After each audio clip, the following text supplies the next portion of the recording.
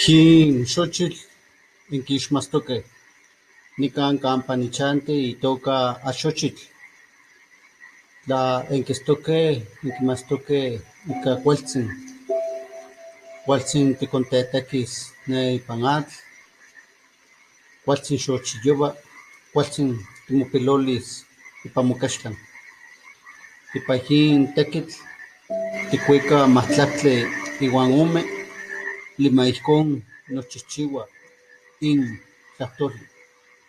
Matiquitacan, itoca axochitl. Ijcon nochihchiua. Quipia se ineluayo, quipia ocse ineluayo, niman itlamil ineluayo. Nochihchiua ica ome tlahtoli, atl, xochitl. Yin itlamil chichiltic nehcuania, niman nosentlalia, niman ijcon nochihchiua axochitl. Cuac panoua ipan se tlahtoli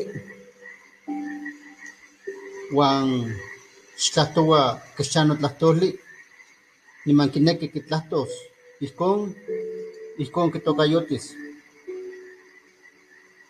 Ijcon caquisti.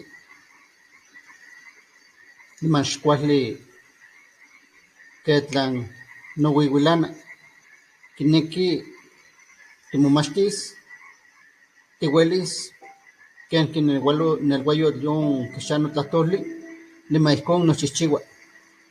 Yin se tlamachiliotl, yin ichicaualis totlahtol, niman cuac panoua ipan oc se tlahtoli, nonequi ica tiuelis quenque itlayecan. Maniconihto ica oc se tlahtoli. Esta es la lección número 12 y se llama axochitl. Lo pueden ustedes repetir. Es una flor muy bonita. Es una flor que nace en las aguas mansas, en los lagos, en las lagunas. Y es muy bonito porque también es didáctico en el sentido de que permite texturizar, permite manipular con mucha delicadeza su tallo porque es de agua. Se ocupa mucho aquí para ofrendar y esta palabra se compone de la siguiente manera. Se llama axochitl y tiene 3 partículas morfológicas. Esta es la primera, esta es la segunda y esta es la tercera, que es el absolutivo. Proviene de 2 palabras,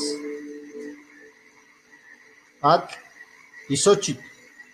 Recuerden que cuando se forma la palabra, este primer absolutivo se quita, el que está en rojo, y entonces se unen las 2 palabras para formar lo que acabo de comentar. Axochitl.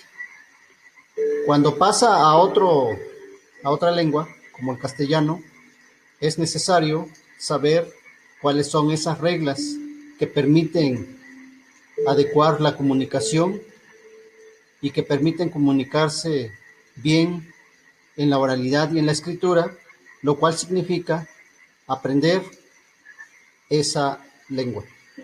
Entonces, tenemos agua, flor y la terminación que es el absolutivo. Entonces, trasladado al español, nos apoyamos de un recurso lingüístico, gramatical, que es la preposición, y entonces podemos decir su interpretación como flor de agua o la flor de agua. Entonces, lo que he querido decir siempre es que esta parte lo hemos aprendido en toda nuestra escolaridad, con mucho trabajo, porque a algunos no nos sale, justamente porque tenemos como base este pensamiento. Esta es la estructura de nuestro pensamiento en náhuatl, y cuando pasa a otra lengua, necesitamos nosotros apropiarnos de otros recursos. Esta es la lección número 12. Ojalá que haya sido de su agrado. Los saludo con mucho gusto desde estas tierras. Muchas gracias.